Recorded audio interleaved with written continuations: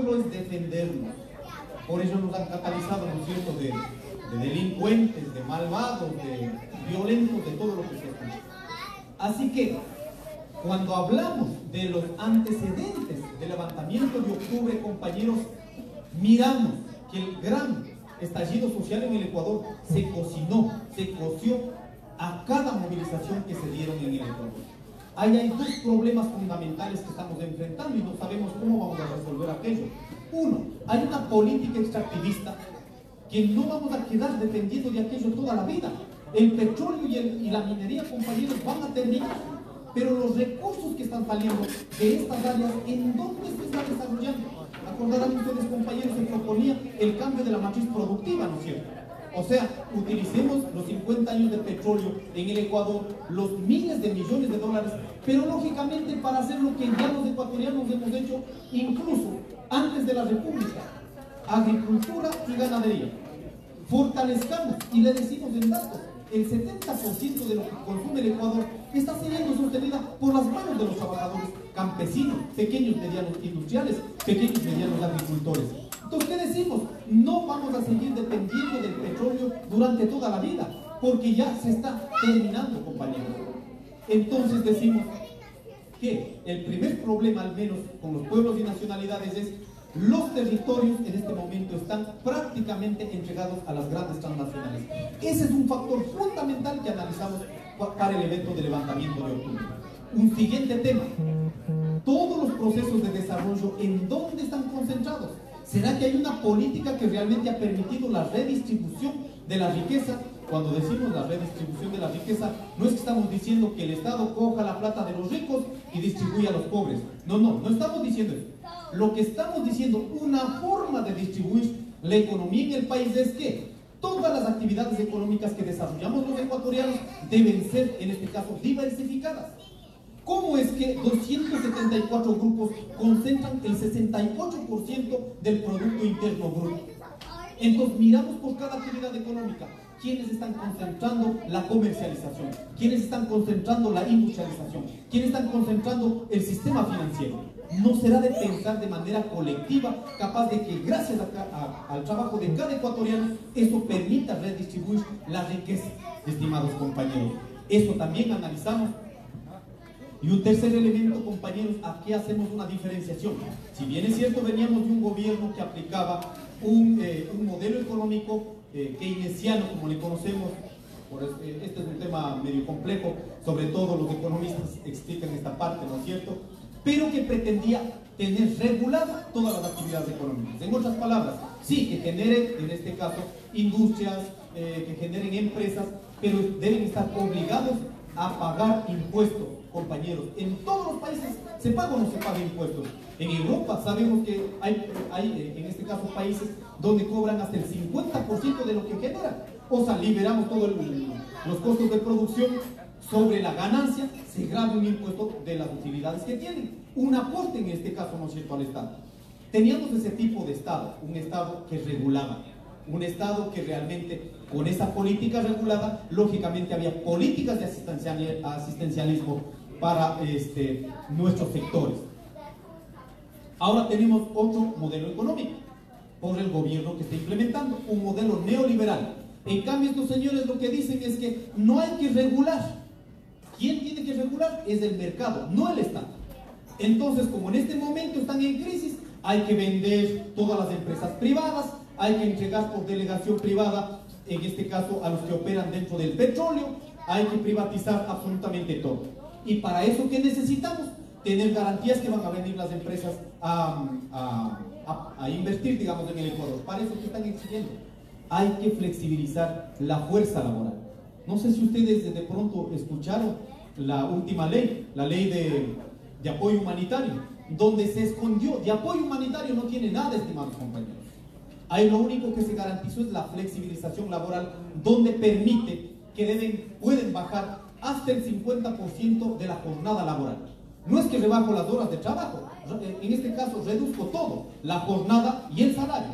Con eso, imagínense, compañeros, si ahorita mismo son $712, en este caso el costo de la canasta básica, ¿a cómo está el salario básico? $400. Si me están bajando a $250, ¿será sostenible realmente la economía de las familias? Simplemente no las es. O sea, no necesitamos ser economistas para entrar en detalle. Simplemente no alcanza. Pero decimos de qué, ¿cómo podemos superar todo aquello? Entonces debe haber pues una política desde el Estado, estimados compañeros, para las empresas que han ganado, gracias al Estado, a las políticas del Estado, y en este momento que estamos en crisis, todo lo que han ganado, garanticen, en este caso, ¿no es cierto?, procesos de desarrollo en el Ecuador. Pero eso no está sucediendo. Lo que han permitido con estas leyes de remiendo que han hecho desde el último año, sobre todo, compañeros, es permitir que salvaguarden los intereses de las grandes empresas. ¿Y cómo están haciendo? Sacando capital, en este caso, hacia afuera, a los paraísos fiscales. Por eso le hemos dicho, empresarios, si tienen soberanía, si tienen dignidad, compañeros, tienen que hacer el mismo esfuerzo que hace el ecuatoriano. Los que tienen una vaca, los que tienen 2 vacas, los que tienen produciendo la papa, hagan el mismo esfuerzo. Hagamos los negocios dentro del Ecuador. La plata que tienen afuera, traigan al Ecuador. Salvamos las empresas, pero salvamos también el empleo de los ecuatorianos. Pero eso no quieren. Por eso están implementando, han logrado eliminar o reducir los impuestos a la salida de los capitales. Como hacen esto, lógicamente los empresarios tienen la libertad de sacar más plata. ¿Cómo decían que estamos en problemas para el tema de la dolarización? Cuando en el levantamiento de octubre se pretendió posicionar que los subsidios, en este caso, más o menos tenían una cobertura de 1.300 millones de dólares. Pero preguntemos cuántos millones de dólares tenemos afuera. Son más de 36.000 millones de dólares. Si solo esos regresaran al país, estimados compañeros, seguramente vamos a tener mayores condiciones para enfrentar una crisis. Pero como quieren guardar únicamente esos intereses y no quieren poner en riesgo sus capitales, pero los trabajadores sí que pongan en riesgo hasta su trabajo, hasta su fuerza laboral. No es posible, estimados compañeros. Eso lo analizamos en este primer capítulo. En el segundo capítulo decimos qué es realmente lo que sucedió en los 11 días. En los próximos días, estimados compañeros, va a salir un documental. No lo que está escrito en el libro únicamente, sino también que puedan mirar con imágenes, con videos absolutamente reales.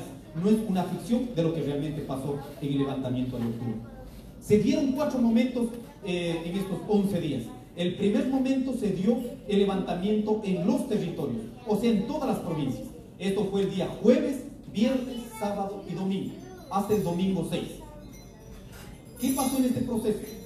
No sé cuándo llegaron a saber ustedes, pero los medios masivos de comunicación, sean públicos o sean privados, salieron a decir que no pasa nada. De pronto unos par de revoltosos nomás han levantado en Cotopaxi y otros revoltosos en Cayambe, así que ya está siendo aplacado y no pasa nada. Así salieron a decir en estos 4 días. Por eso la gente reaccionó y dijo, si es que esto está siendo ocultado por los medios masivos de comunicación, entonces tienen que entrar a operar los medios alternativos de comunicación. Ahí queremos agradecer enormemente a los medios comunitarios, a los medios alternativos, incluso a compañeros que de pronto cogían, filmaban y sacaban en las redes sociales. Esto permitió fortalecer y posesionar la verdad, lo que pasaba en este primer momento.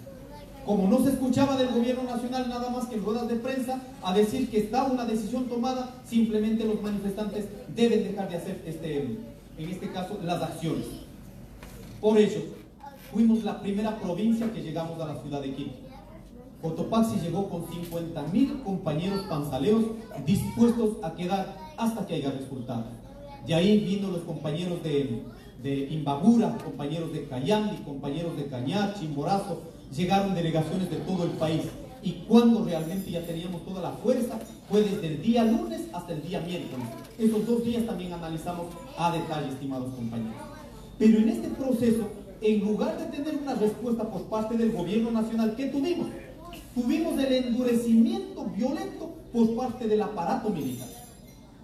Cuando ustedes mirarían en los videos cómo empezamos a defender desde el día lunes, era con cartoncitos, escudos de cartón. ¿No es cierto? No sé si miraron cuando un joven desde arriba, frente a la asamblea, le tiran realmente una bala y cae tendido porque estaba con este escudo de cartón. Ahí es donde la gente, esto es valioso, esto desarrollamos en el tercer capítulo, es valioso porque la gente se fue autoorganizando y autodefendiendo. No había nadie quien venga a decir así se hace. Fue la gente que fue levantando, en este caso, los escudos de madera, algunos compañeros de latas, algunos compañeros de tanques, y eso realmente permitió dar coraje para enfrentar con el gobierno nacional, estimados compañeros.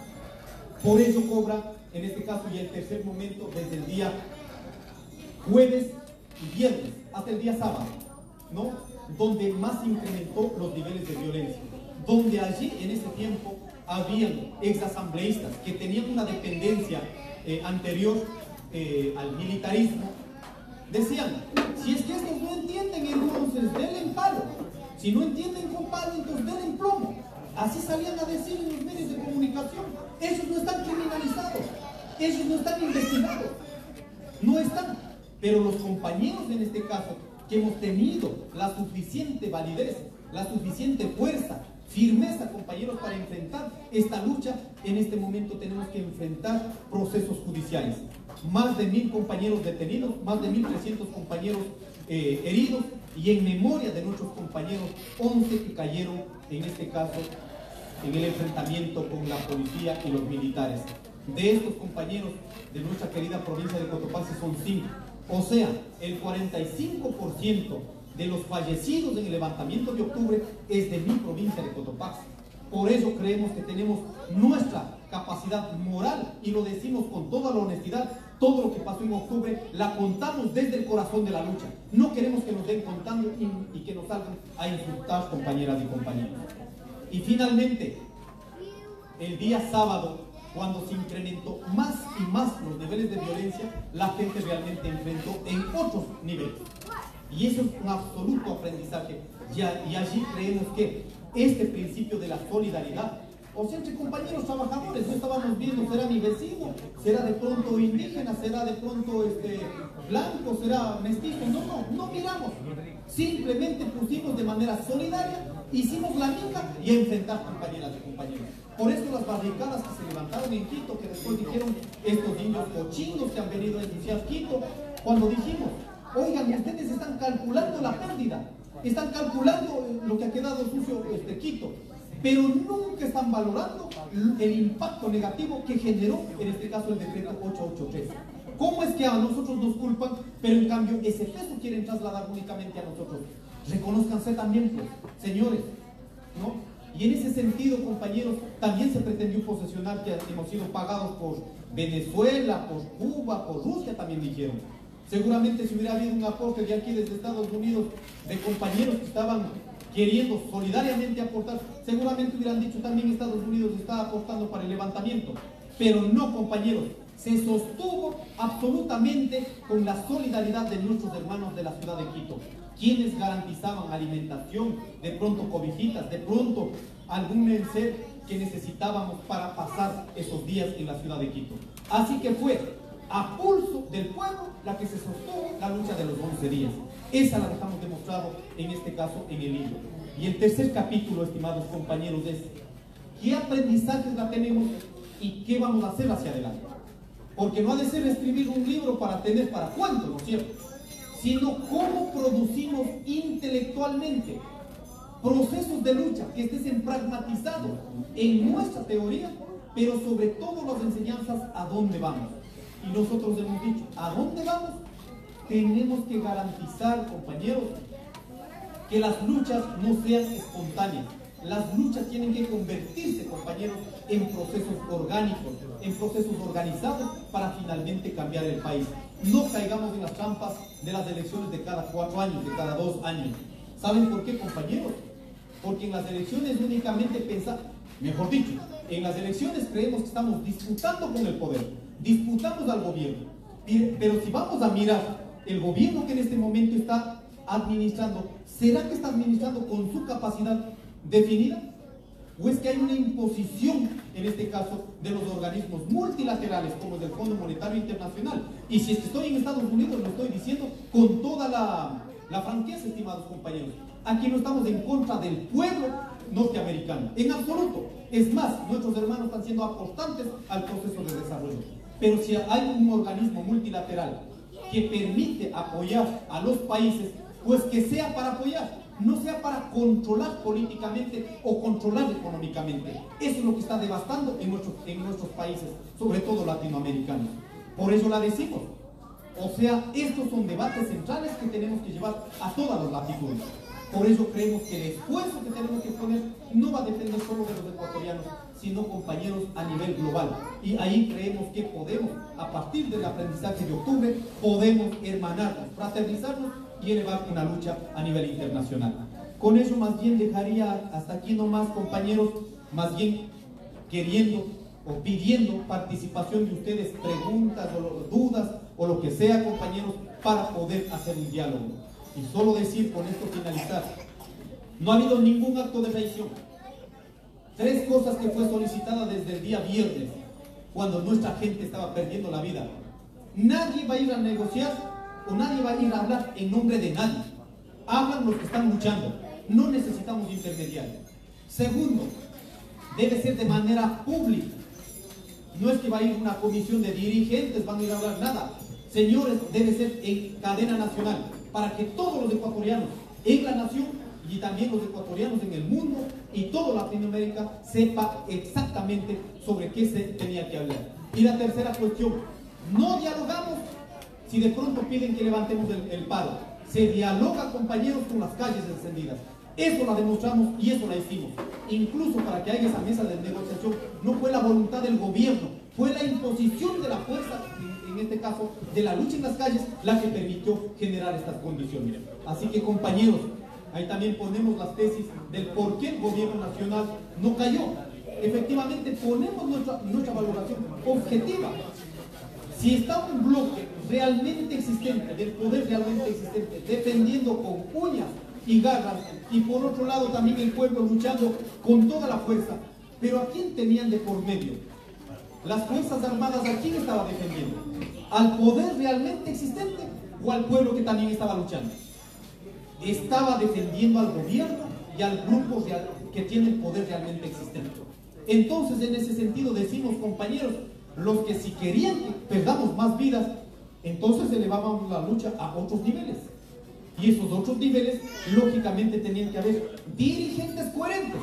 Si estamos dispuestos incluso a perder la vida, yo lo había dicho de manera pública, compañeros, el día domingo, cuando dijeron vamos a regresar a las comunidades, dijimos, todos los que voluntariamente regresan, pero todos asimismo, los que quieran quedar voluntariamente, incluido la posibilidad de regresar en un ataúd, nos quedamos. Pero no regresamos burlados ni vejados ni por el gobierno del turno, ni por los grupos económicos, peor por el Fondo Monetario Internacional. Y así lo hicimos, compañeras y compañeros. Muchas gracias, les agradezco. Wow. Imagínense, nosotros acá ha habido muchas cosas que no hemos sabido, pues gracias aquí al ingeniero, pues a las palabras del mismo, mire, llegamos a saber muchas cosas que de mi parte igual no había sabido. Bueno, en ese momento pasamos unas hojitas, pues alguna persona que quiera hacer una pregunta, pues el señor está listo para contestarles. Dice, ¿por qué no se hizo candidato a la presidencia? ¿Hubo fuerzas externas para que no sea candidato? No sé si recogemos todas las preguntas para más bien responder en bloque. Voy a ir anotando y... Mientras tanto, aquí quiero que me ayude Daniel, que queremos agradecer públicamente lo que nos ayudó a hacer unos videos. Vamos a enseñar lo que hemos hecho aquí en la asociación, no es mucho tiempo, mientras tanto recogemos. Quiero agradecer de cortesía al ingeniero José Carmen, que nos ayudó con estos valiosos videos. Para ustedes, hasta que recojan las letras del presidente.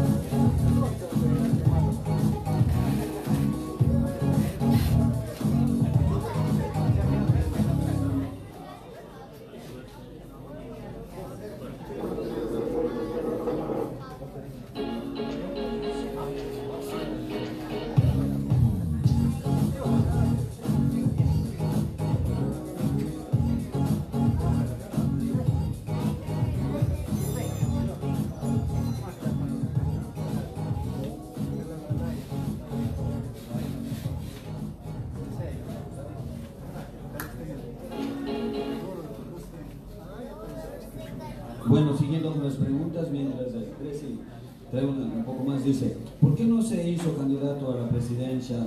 ¿Hubo fuerzas externas para que no se candidatice? Otra pregunta dice, ¿usted a qué candidato va a apoyar y por qué? Dice ingeniero Isa, ¿usted a quién está apoyando para presidente del Ecuador? Un cordial saludo desde Guamote, Chimborazo. El señor Luis Ortega dice, señores, ¿usted apoya al candidato Yacu Pérez? ¿O a qué partido apoya su organización? Buenas noches, Mashi Leonidas. Hubo un desazo para elegir el candidato del movimiento Pachacute. Un dedazo. Bueno, dice, buenas noches, Machi Leonidas. Hubo un dedazo para elegir el candidato del movimiento Pachacute. Asociación de Jóvenes Pachamameños en el Spring Valley. Ingeniero Leonidas dice, ¿cómo así dejó el puesto libre a la presidencia al doctor Yacu Pérez? Y si están de acuerdo todas las organizaciones indígenas de la candidatura de Yacu, el señor Nicolás Tibán lo escrito. ¿Parece algo más? Vamos a volar. Aquí el presidente tiene que trabajar también. Miren, eso es aquí lo que hacemos. Dice, señor Braulio Espinosa, ingeniero Leonidas, en el momento que se derogó el 883, ¿por qué esa misma noche no llegaron de acuerdo con el gobierno de Guaraza? De Cristian Michel, ¿qué le hizo tomar decisiones al postularse a la presidencia dice, ¿qué le hizo tomar decisiones de postular a la presidencia? ¿Por qué no se exigió la denuncia inmediata a Lenín o la denuncia inmediata a Lenín en el lanzamiento en el levantamiento de octubre? ¿Por qué hay desacuerdo dentro de las organizaciones con el señor Yacu? ¿Cuál es su opinión de las crisis tanto económicas y políticas en nuestro país? Y si existe una solución, ¿cuál sería para erradicar la corrupción? Buenas tardes. ¿Cómo nacemos que aquellos que aquí y afuera ayuden y se unan al cambio local? Dice, ¿cómo hacemos que aquellos de aquí y afuera ayuden de afuera y se unan al cambio local? En este caso en el Ecuador. ¿Cuál es su objetivo al presentar su obra en el condado de New York, tomando en cuenta que muchas personas no están urgidas para exigir su derecho y obligación al voto? Joaquín Guamán, de la provincia de Cañar, ¿cuándo se estaba en cadena nacional al ir al receso? ¿Por qué no regresó enseguida y cuando la hicieron ya estaba con la resolución tomada que lo hizo en vivo? ¿Sigo o...? ¿Cuál es la razón de la división en la organización indígena? Buenas noches, señor Leonidas. Nombre valeroso en de la Grecia antigua. Perdón, buenas noches, Leonidas, nombre valeroso en la Grecia antigua. Hoy nombre de un hombre que busca un porvenir de nuestro Ecuador. Se aproxima el momento en que los indígenas puedan llegar al poder, como uniéndose y no fragmentándose, comenta Francisco. Livia Juela, de la SUAY, un agradecimiento a cada uno de los compañeros que lucharon incansable en octubre. Realmente era muy triste ver los videos. Un saludo cordial de parte del Ecuador de Cañar, que es un ejemplo de nos sentimos orgullosos de ser pueblos y nacionalidades del Ecuador. Mi pregunta es, ¿por qué no se hizo cumplir las propuestas presentadas en el gobierno después de lo sucedido en octubre? Joaquín Guamán, ya hablamos de eso. ¿Algo más? Creo que un poco más porque... Ya, dos más. Y decretamos también aquí. Dice, ingeniero Isa, ¿cuál o qué están haciendo ustedes como organización indígena para tener líderes indígenas jóvenes con visión de trabajo hacia el bienestar del pueblo sin restricción al opositor? Andrés Maynard.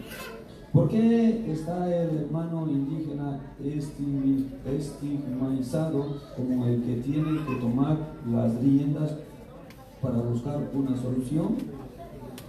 Me disculpan si no pude leer bien, se me olvidó leer. ¿Una más? ¿O nada? ¿O alguien más? La damita, gracias a la acá hay otra. Y también hay uno más. Ingeniero, primeramente puedo felicitarle por su labor social, compromiso y liderazgo por los acontecimientos ocurridos en el pasado octubre. ¿Cuál es su rol en sus próximas elecciones? Patricia Paola. Y con esto terminamos. Centro Cívico Totaliano de Huechete. Si ustedes van a levantar en octubre de nuevo, ahí fue otra mierda.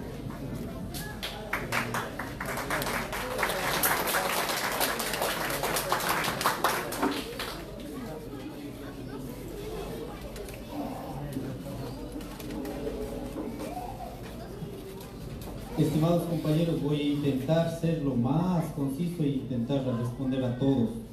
Todas las inquietudes deben ser respondidas. Si no son respondidas, deja la duda. Y con la duda empezamos a especular. Así que, compañeros, la primera cuestión, ¿por qué no soy candidato? Y yo soy una de las personas que soy absolutamente respetuoso a procesos colectivos, a procesos de base. No creo, compañeros, por más importante que seamos los líderes, entrar a ser candidatos por imposición. Si la gente no quiere, simplemente no quiere. Y si la gente apoya, entonces hay que avanzar. Por eso tengo como un dicho, no, ni necios ni rogados. Necios queriendo entrar si la gente no quiere, y rogados cuando la gente apoya. Pero aquí en este proceso, compañeros, se dieron un tema que no quiero hablar de mi movimiento, pero mi compromiso lo he dejado absolutamente claro. Lo que está de cambiar, vamos a cambiar. Lo que está de barrer, vamos a barrer. No se puede seguir aceptando procesos que dejan entre que decir, ¿no es cierto?, para el país. Si yo represento a un movimiento que queremos cambiar al país, entonces uno tiene que tener la valentía de demostrar primero su movimiento, cambiando, luego para invitar al país a cambiar al resto. Así que se dieron cuestiones que seguramente lo saben acá. Yo hice un Facebook Live explicando a detalle por qué en este caso no permitieron que seamos candidatos. Entonces algunos compañeros dijeron, pero entonces Leonidas, usted ya está, no le dejaron participar, ¿con cuál partido va a ir? Lo digo aquí para los compañeros que de pronto queden en duda si a cuál candidato va a apoyar.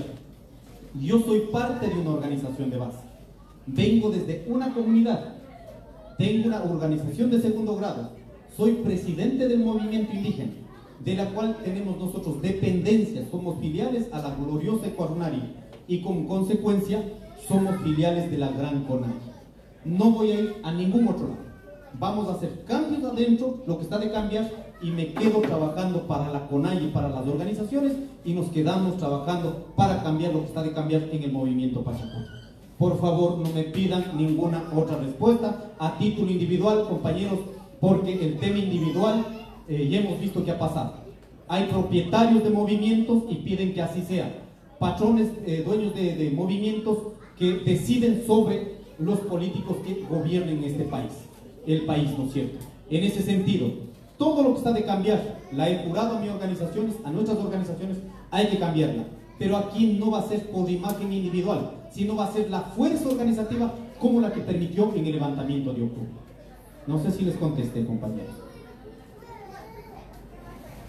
Compañeros, ¿por qué no se firmó el decreto en el momento? En este caso, se tenía pensado, ¿no es cierto? Había un primer momento de una hora y media más o menos, ¿no es cierto? Ustedes miraron el debate, la posesión del compañero Jaime, del compañero Eustaquio Toala, de la compañera Miriam Cisneros, de mi persona, pero lógicamente eran propuestas que el gobierno nacional en ese momento debía acoger aquello y, ¿no es cierto?, pragmatizar en un documento. Fuimos a 15 minutos de receso, esos 15 minutos creo que alargó 1 hora, 2 horas, ¿no es cierto? ¿Por qué? Porque no querían entender que en este momento el pueblo ecuatoriano lo que estaba exigiendo es derogatoria del decreto 883. Punto. Ellos decían, muy bien, vamos a hacer el decreto, pero hay que hacer otro decreto. Ya cuando leyó, en este caso, el delegado de las Naciones Unidas, cuando quedamos en un texto acordado, ellos cambiaron y pusieron un candado. Por ejemplo, decían, mejor dicho, quedó así, ¿no? Se deroga el decreto 883 para la cual se conforma una comisión en la que diseñará otro nuevo decreto que dé de baja al decreto 883. Algo así era, ¿no es cierto? Enredaron ellos mismos. Lo que estaban queriendo, compañeros, es que nosotros firmemos otro decreto, igual o parecido, pero que de igual elimine los subsidios. Dijimos que no es posible. Por ello, no sé si vieron ustedes, yo me enojé en la mesa mismo, y sobre todo los personajes que estaban delegados del gobierno querían imponer y pretendían vernos, con respeto, pretendían vernos que no teníamos capacidad o nos veían como pendejos. Por eso, en el momento que se dio públicamente que se deroga, nuestros compañeros ya fueron a la Casa de la Cultura, pero yo quedé peleando hasta las 3 de la mañana, donde debían separar y quitar este candado. Nosotros no podemos quedar comprometidos con otro decreto, pues lo único que se exigía es que eliminen ese decreto, y si es que tenemos que sentar a planificar el país sobre una política de subsidio, sobre un problema integral de la economía, pues tendremos que hacerlo. Para eso no vamos a hacer de noche a la mañana, y menos a las 12 de la noche, pues. Para eso necesitamos una planificación rigurosa, donde estén presentes sectores sociales, sectores productivos, absolutamente todos los que movemos la economía en el país. Acordarán que acordarán, compañeros, esto llevamos a la decisión nacional. Se quedó comprometido el gobierno nacional en convocar a los diferentes sectores, pero pasó el día martes, el día miércoles, no había nada. Nunca tomaron en serio el gobierno nacional sobre las propuestas que había dejado en la mesa el movimiento indígena y los sectores sociales. Por ello autoconvocamos, en este caso, en la Organización de Naciones Unidas, por los intermediarios que estaban haciendo entre el gobierno y el movimiento indígena, para decir, oigan señores, pero quedamos en una cuestión y no es posible que no hayan dado salida. Y eso se reunió en la casa de la Organización de Naciones Unidas, donde se implementó una agenda. Se dio asimismo posibilidades para que convoquen a otros sectores. Tal fue la situación, el gobierno nacional nunca convocó, de acuerdo a la agenda que había sido sometida y aprobada en esa mesa. Luego se invitó, estimados compañeros, no me acuerdo ahora con precisión, 8 días después aproximadamente, se invitó a la reunión en la casa, en la Conferencia Episcopal Ecuatoriana. No sé si acuerden ustedes.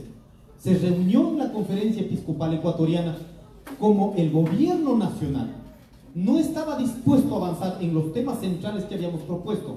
¿Cuál es la política financiera? ¿Cuál es la política fiscal? ¿Cuál es la política tributaria en el Ecuador? No puede quedar en la desbandada. Y una de las cuestiones que decían, oiga, no podemos poner impuestos, sí, pero tenga la capacidad determinativa, en este caso, el sistema de rentas internas. Hay empresas que no pagan impuestos. ¿Cómo es que los ecuatorianos de a pie pagamos el 12% cuando compramos una caja de fósforo, compramos algún artículo, pagamos todos los días?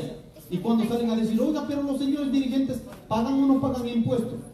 Claro que pagamos todos los días, pero las empresas que han generado ganancia, que han generado recursos, no por sí mismos, por las empresas, sino por el trabajo de la gente y muchas veces por las políticas del Estado, ¿qué tienen que hacer?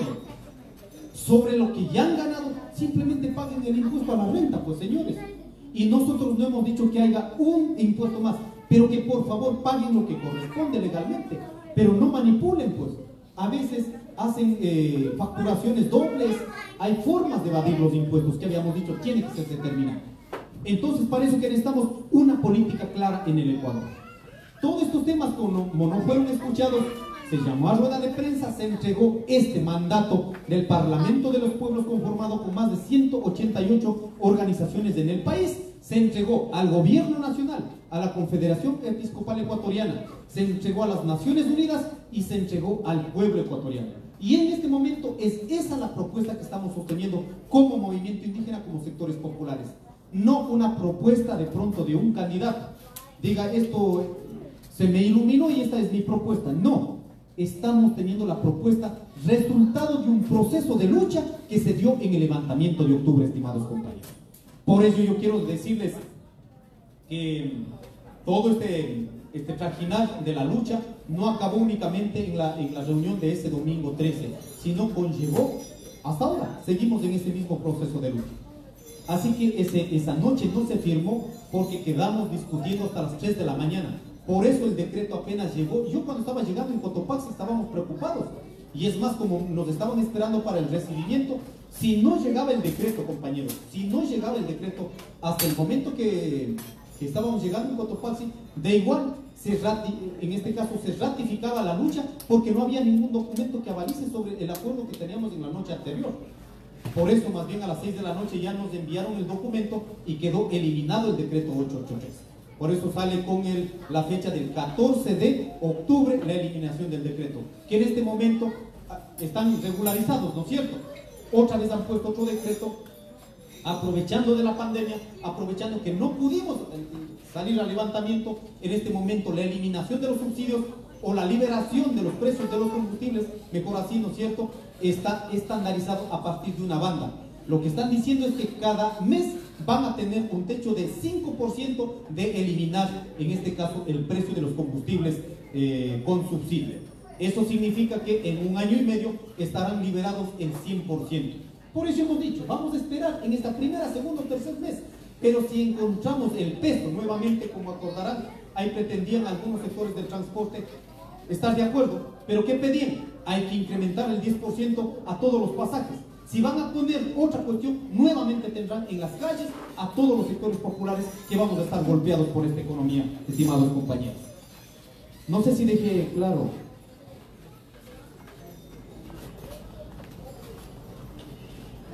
Vamos a levantar en octubre, estimados compañeros, por recordar, por conmemorar y por todas las políticas que en este momento el gobierno nacional está imponiendo.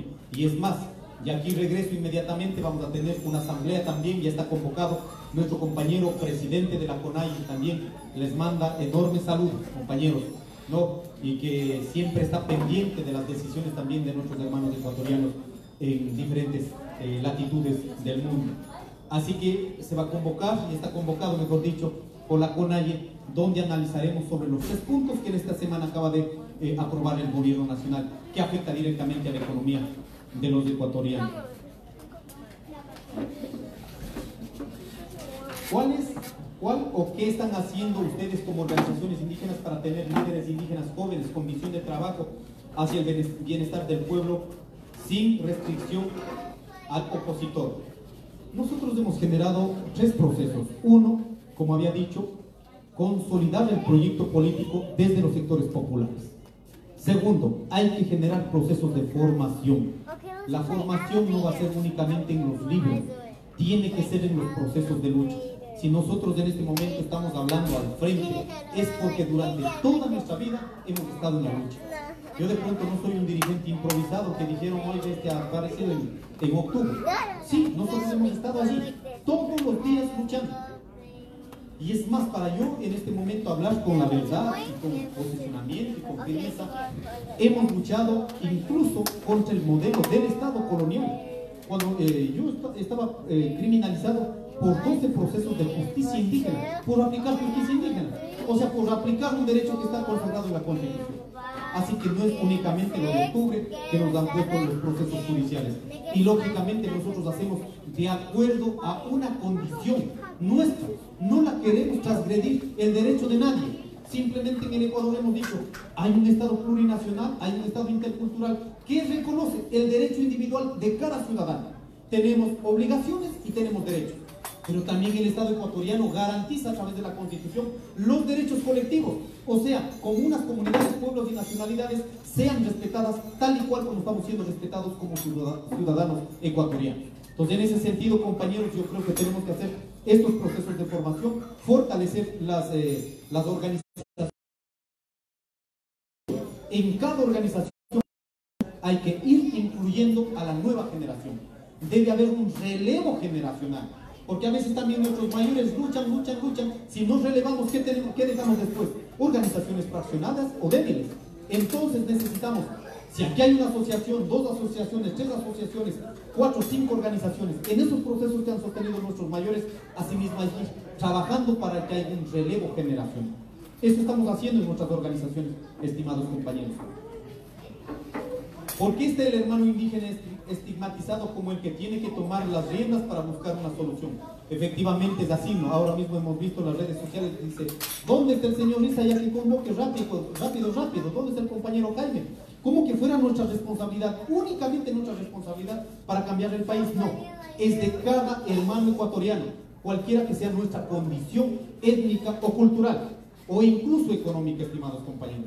Por ello, cuando decimos a los empresarios, oiga, si tenemos dignidad y tenemos soberanía, lógicamente yo como empresario decido hacer o generar riqueza, generar el trabajo en el país. Y muchas veces no la hacen. Por eso invitamos a todos los que necesitamos cambiar la realidad del país. Así que no es únicamente nuestra tarea. Nosotros vamos a estar allí. 500 años hemos soportado, 500 años hemos enfrentado, 500 años hemos resistido. Si ahora más que nunca podemos unirnos de esfuerzos con todas las condiciones, con todas las identidades, hagamos un esfuerzo para de una vez por todas desterrar lo malvado que está haciendo en nuestros países la corrupción. ¿Y cómo lo hacemos, compañeros? Si no hay una justicia independiente, entonces tendremos que generar condiciones para que lo que está haciendo la justicia, mejor dicho, lo que está diciendo el pueblo, sea respetada dentro de la justicia. Así que yo había propuesto incluso en el tema de corrupción 3 cosas. Político identificado que ha aprovechado, como lo que hemos visto en la pandemia, vendiendo mascarillas de 15 centavos a $1.50. Si miraron esto, ¿no es cierto? O que de pronto cogían incluso medicamentos donados para las familias, cogían y estaban vendiendo. Eso no se puede aceptar, estimados compañeros.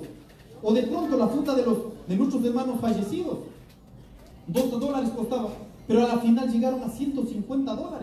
O muchas empresas que se aprovecharon de la pandemia para especular el precio de las medicinas o de los insumos de primera necesidad. ¿No es cierto? ¿Miraron esto? Claro, no podemos aceptar. Entonces, ¿qué habíamos dicho nosotros? Si un político está identificado como corrupto, simplemente tiene que quedar sin el derecho de ciudadanía para toda la vida. O sea que sí, tenga vida, pero prácticamente sería como muerto, ¿no es cierto? No tendría ninguna otra condición. Segundo, no solo que vaya a la cárcel. Si no van a la cárcel, pasan llorando 2, 3 años, hasta 5 años, cuando el pobre que de pronto cometió por necesidad, por pobreza, ¿no es cierto? Van 1 año, 2 años, por una gallina, por un celular. Pero los que roban millones y millones, 1 año, a veces ni tanto también, regresan. ¿Qué tiene que hacer? Corrupto identificado, sí, derecho a ciudadanía, y segundo, recuperado hasta el último centavo las propiedades, incluso que ponen a veces en nombres ajenos. Debe ser así, compañeros. Si no, no vamos a cortar nunca los niveles de corrupción, compañeros. Siguiente cuestión para las empresas que han aprovechado de las crisis. Por Dios, digo, vean, hay familias que no podíamos acceder a una mascarilla, no podíamos acceder a un jabón, no podíamos acceder a un alcohol o de pronto a un gel. ¿Cómo es que estaba por los cielos? Empresas que, para esto necesitamos que el Estado defina o regule todos los precios y estabilice. Empresas que sobrepasen de este límite establecido, entonces declárele pues de utilidad pública y administre el Estado y dé a precios realmente convenientes, porque no es aceptable en plena pandemia que hayan aprovechado para incrementar sus ganancias a partir de la especulación. No es posible. Entonces la corrupción no está solo en el sector público, también está en el sector privado. Entonces tiene que haber un nivel de control. Haciendo esto, yo creo que 2, 3 empresas, las otras empresas ya van a tener miedo, pues no es cierto. No permitirían especulación en el país, estimados compañeros. Así que para todas estas soluciones, no solo desde el sector indígena, sino para todos los hermanos ecuatorianos. Compañero Joaquín, cuando estaba en cadena nacional al ir al receso, ¿por qué no regresó enseguida? Y cuando lo hicieron y estaba con la resolución tomada. Ya les expliqué, estimados compañeros, yo me quedé hasta las 3 de la mañana, como dije, no es que fue así, como se ha visto por la televisión, no. de parte del encuentro de ecuatorianos de Cañares, de ejemplo, ¿por qué no se hizo cumplir las propuestas presentadas al gobierno después de octubre? Ya les he dicho, esas propuestas que contaron dentro de los 11 puntos siguen en vigencia. No es que en este momento se ha dejado nomás allí. Por ello, la demanda que en este momento estamos llevando al Estado ecuatoriano de los 11 compañeros fallecidos, de los compañeros que fueron encarcelados, de los compañeros heridos, muchos que quedaron sin vista, en este momento tenemos una asociación de víctimas. Y eso, si es que no dan una cabida jurídica, legal en el país, nosotros vamos a llevar a nivel internacional. Si demorará 1 año, 2 años, 5 años, 10 años, en el caso Restrepo duraron, creo, 2 o 3 décadas, ¿no es cierto? Pero tiene que haber justicia en el Ecuador. No va a quedar en el olvido lo que hicieron las autoridades como María Paula Romo o como el ministro Fabio o el presidente de la República. Esto lo vamos a costo de todo lo que signifique para los ecuatorianos.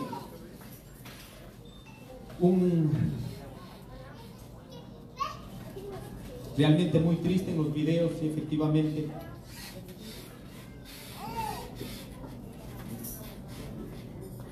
se aproxima el momento en que los indígenas pueden llegar al poder. ¿Cómo? Uniéndose y no fragmentando. Efectivamente, por eso mi tema central y de estar aquí es que debemos mantenernos unidos. Solo unidos podemos incluso discreparnos, podemos debatirnos, pero en el límite de la unidad. Y para, en este caso, no tomar solo el gobierno, sino tomar el poder. Y ese poder sea escuchado por cada compañero que está dentro de esta unidad. Así que no nos dejen la tarea solo a los indígenas, sino todos los que estamos aquí, compañeras y compañeros, invitados a fortalecer este proyecto político.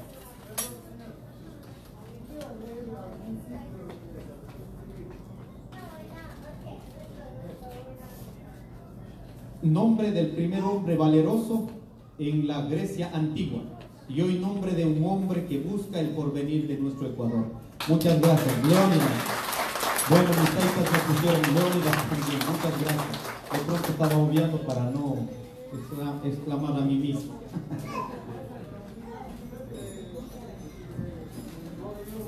Muchas gracias, yo le agradezco.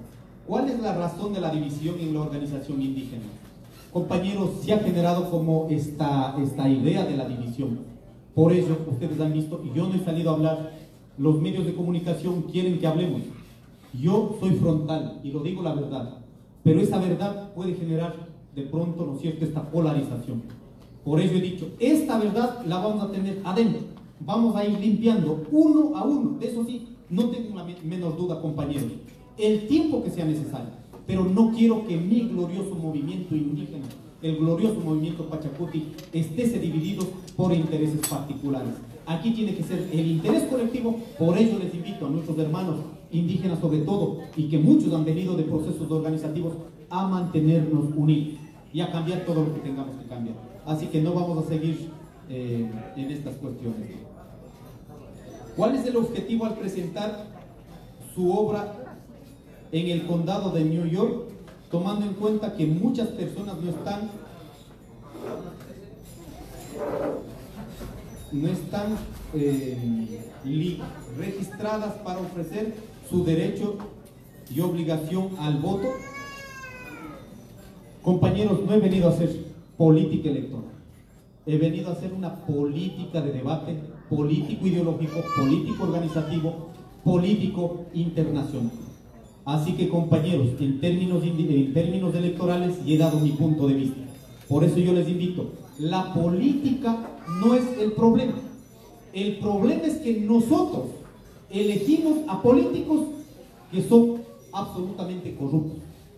Este es el problema allí. Por eso muchas veces discrepo con algunos compañeros que dicen, oiga, yo no soy político, dice, yo soy apolítico. Digo, pero por Dios, mientras sigamos declarando a políticos, los políticos corruptos siguen decidiendo sobre nuestras vidas. ¿Qué es preferible? Compañeros, sanamente invito a resignificar la política, a generar nuevas condiciones de política, y tomemos la política, en este caso, por la cabeza. Tomémosla. No podemos dejar que la política, cualquiera de los compañeros dice, eres político, entonces es similar, ¿no es cierto? Corrupto, ladrón, mentiroso y todo esta cosa. Entonces, ¿qué necesitamos hacer? Generar una generación de políticos, compañeros jóvenes, con nuevos talentos, compañeros adultos, mayores, que en este caso estamos dispuestos a resignificar la política. Pero basta que nos sigan tomando decisiones, porque nosotros nos declaramos apolíticos. Así que, para definir incluso una jornada laboral, es una decisión política. ¿Quién tiene que tomarla? Los que generamos. ¿Quiénes? Los trabajadores. Y muchas veces nosotros tenemos que allanarnos a las condiciones de las patronales. Así que pido, compañeros, a resignificar la política, porque si no, nos van a seguir tomando decisiones sobre nuestras vidas, estimados compañeros.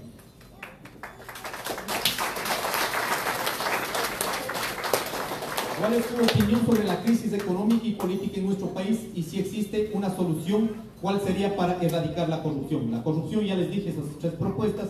Sobre la crisis, principalmente en este momento, el Ecuador está viviendo 2 problemas centrales. La pandemia, que azota a todo el mundo, y la pandemia de la corrupción. Eso lo que ha hecho es generar deslegitimación de las autoridades. ¿Quién les cree a las autoridades en este momento? Tienen una valoración menos del 10%. Y no solo el gobierno nacional, sino las 5 instituciones y las autoridades principales de los 5 poderes del Estado. Para eso, ¿qué necesitamos, compañeros? Reitero nuevamente, sea el papel fundamental, protagónico de los ciudadanos organizados y no organizados. Y lleguemos hasta el límite, o dejar el espacio o nosotros la transformamos. Así tiene que ser el ejemplo de manera directa, estimados compañeros. ¿Cómo nacemos que aquellos de aquí y afuera ayuden y se unan al cambio local, ya fuera en este caso del Ecuador? Me parece importante. Aquí nosotros lanzamos cómo se podría hacer un aporte desde nuestros hermanos migrantes del Ecuador en todo el mundo.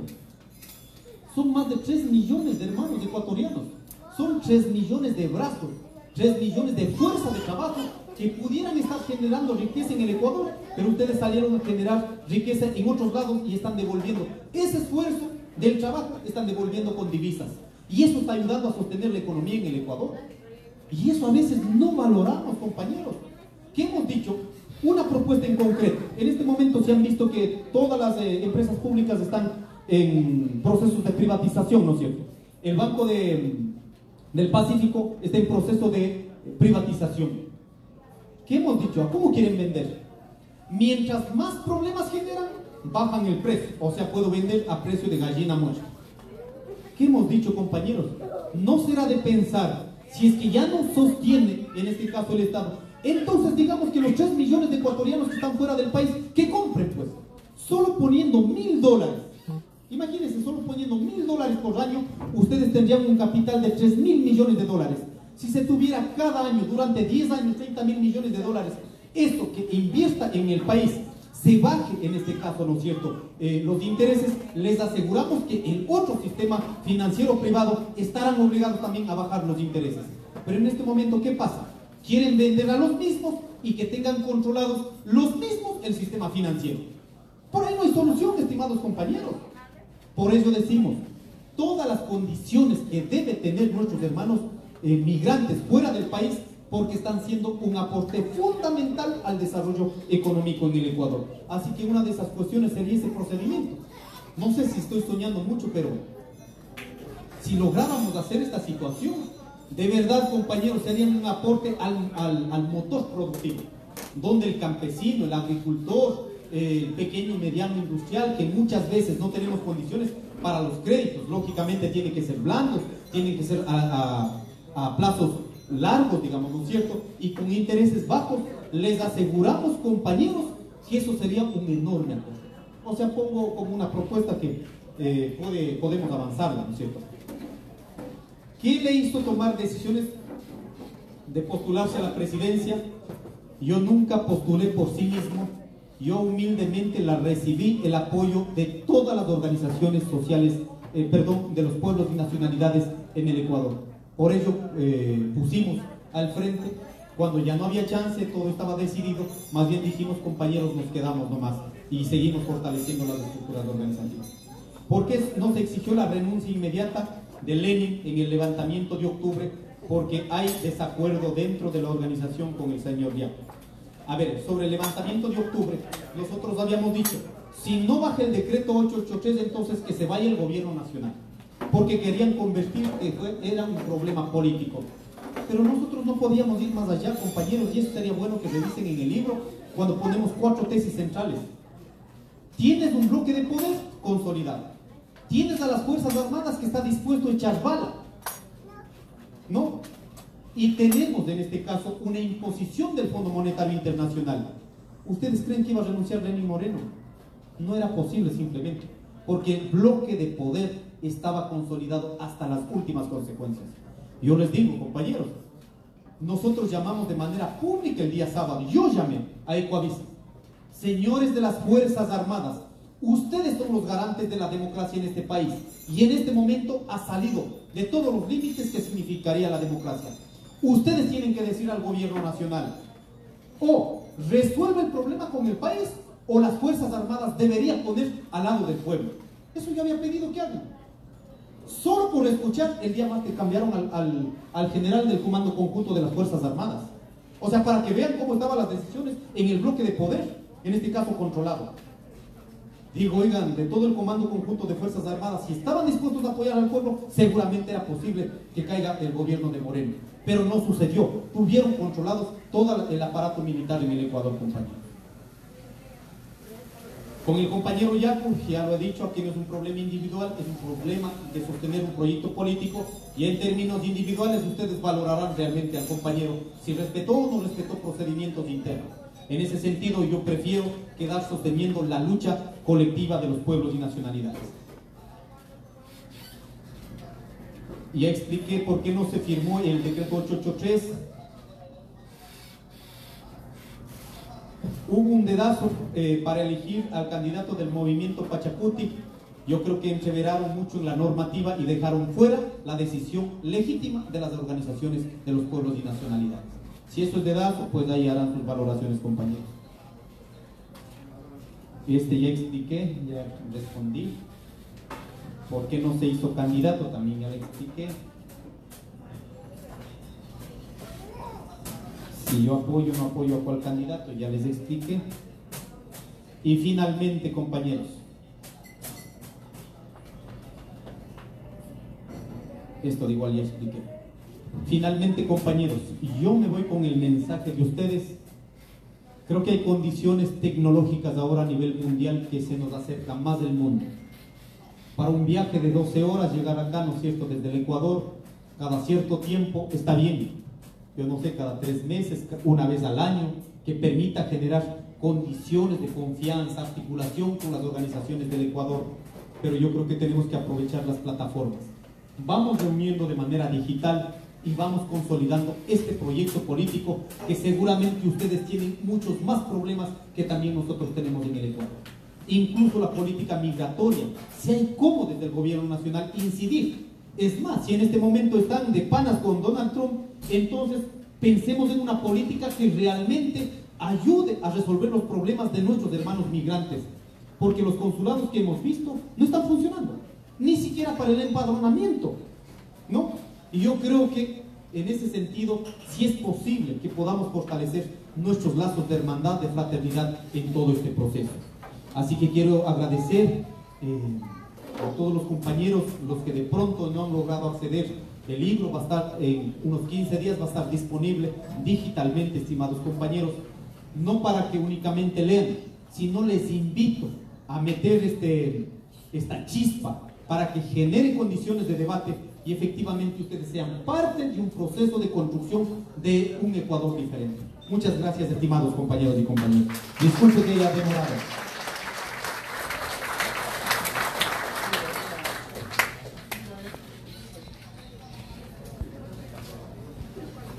Muchísimas gracias. Podemos estar escuchando.